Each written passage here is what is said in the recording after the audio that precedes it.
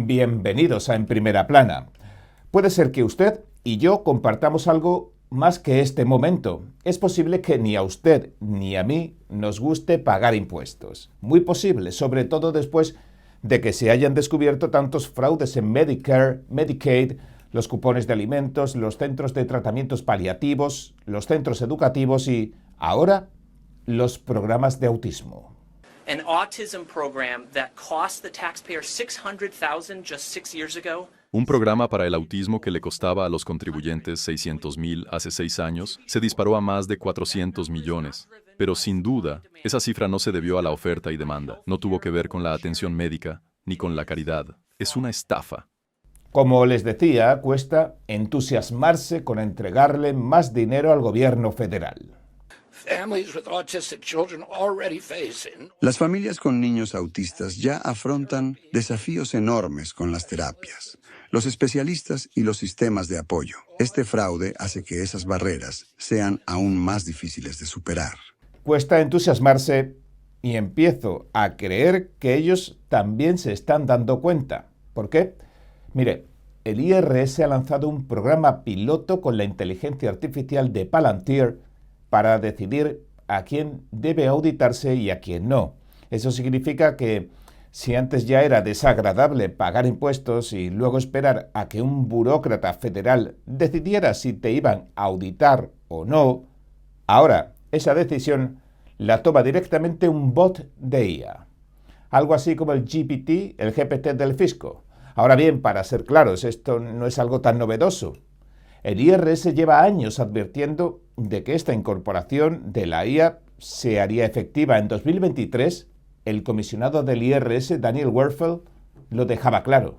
Se está produciendo una transformación radical en el IRS en todos los aspectos de nuestras operaciones. Los cambios estarán impulsados por tecnología mejorada e inteligencia artificial que ayudará a los equipos de cumplimiento a detectar mejor el fraude, identificar amenazas emergentes y mejorar la selección de casos, evitando auditorías innecesarias. Y este cambio para mejorar el cumplimiento tributario con la IA surge directamente de la ley de la reducción de la inflación. On this vote, the yeas are 50, the nays are 50. The Senate being equally divided. En esta votación hay 50 sí y 50 no. Como vicepresidente, rompo el empate con un sí. La ley queda aprobada. Joe Biden firmó la ley en 2022. Se destinaron unos $80,000 millones para ampliar el presupuesto del IRS durante la década en la que nos encontramos ahora. Más tarde, Joe Biden y Kevin McCarthy se sentarían a negociar y la astronómica cifra se redujo un tanto, a unos 60,000 millones. Aún así, seguía siendo una cantidad enorme, de eso no hay duda. Fue entonces, si hace memoria, cuando muchos asumieron que ese dinero serviría para pagar un pequeño ejército de agentes del IRS.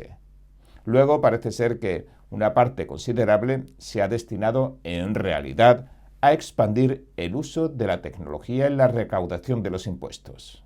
Buceando en los archivos, en abril de 2023 encontramos que el IRS publicó un documento de 150 páginas. El documento explicaba cómo planeaban utilizar ese dinero.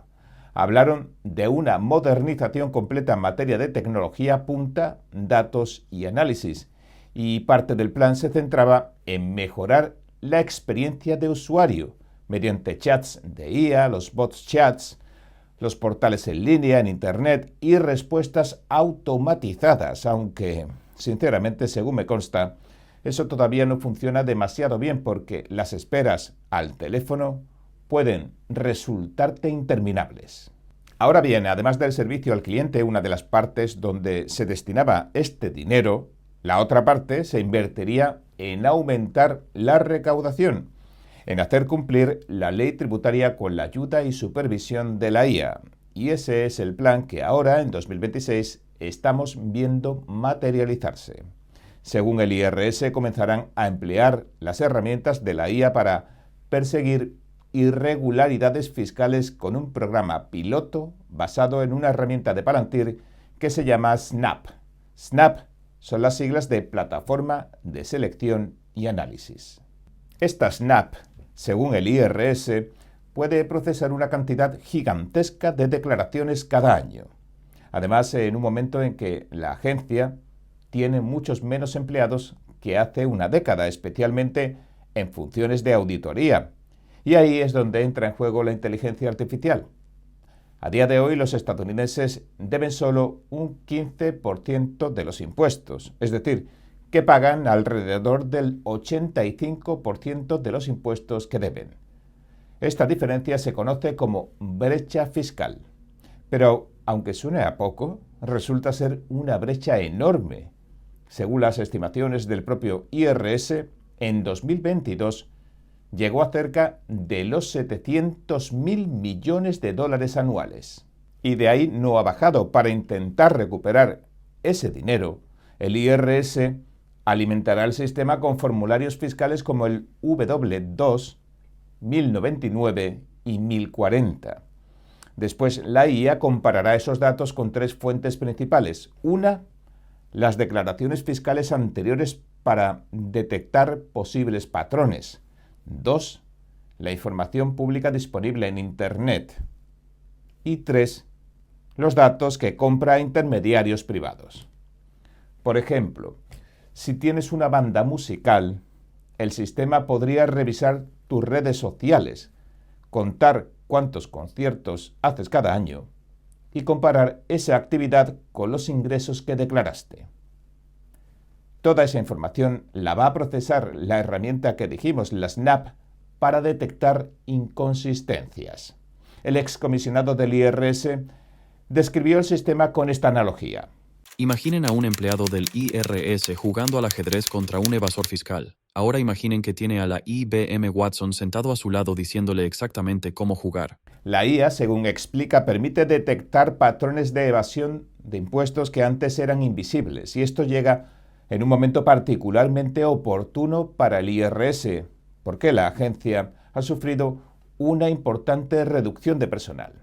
Hace algunos años hubo una fuerte reacción pública cuando la administración Biden propuso incorporar decenas de miles de nuevos agentes al IRS. Después, tras las elecciones que ganó Trump, se despidió a cerca de un tercio de los auditores fiscales. Y mucha gente celebró aquello. Sin embargo, parece que aquellos empleos humanos simplemente van a ser, si no lo están siendo ya, reemplazados por inteligencia artificial. Según un informe de la Oficina de Responsabilidad Gubernamental, el IRS tenía 126 pruebas activas de inteligencia artificial en junio de 2025. De las 126, 65 resultaron ser tan delicadas que no las pudieron revelar públicamente los resultados. El informe también explica cómo funcionará el proceso de las auditorías. Pues empieza con las declaraciones de impuestos que se introducen en una herramienta de IA, la SNAP, que ha sido entrenada con los datos de otras auditorías previas, digamos, tu historial de auditorías previas. El sistema analiza cada declaración, asigna una puntuación de riesgo y finalmente es un humano quien decide si procede o no una auditoría. O sea, es el último que la revisa. Y si la analogía del ajedrez es correcta, puede que la IA sea sumamente eficiente detectando anomalías. Eso preocupa a muchas personas porque podría significar un fuerte aumento de auditorías en los próximos años. Pero, curiosamente, las auditorías han disminuido recientemente. Según el Servicio de Defensa del Contribuyente, el IRS abrió 205.000 auditorías en el año fiscal 2025 frente a las 335.000 en 2024. En 2017 superaron el millón, es decir, el péndulo podría moverse ahora en dirección opuesta, pero todavía no sabemos qué acabará pasando al final de este programa piloto con Palantir, el SNAP. Aunque parece más que probable que terminen adoptando alguna versión. La realidad es que en los próximos años la inteligencia artificial será parte integral de prácticamente todo, y los impuestos no van a ser una excepción. Y eso significa que una vez que presentemos nuestras declaraciones, lo más probable es que las analice algún sistema automatizado. Y siendo honesto, hay cierta ironía en todo esto.